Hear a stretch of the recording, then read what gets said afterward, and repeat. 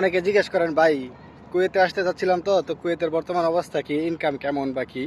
তো ভাই একটা জিনিস খুবই ক্লিয়ারলি বোঝার চেষ্টা করেন।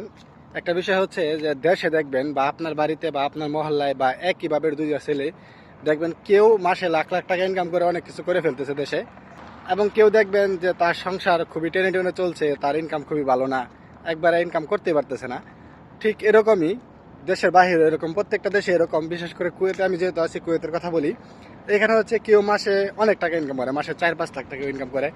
আবার কেউ দেখবেন মাসে 2-2.5 লাখ বা 1 লাখ 1.5 লাখ টাকা ইনকাম করতেছে।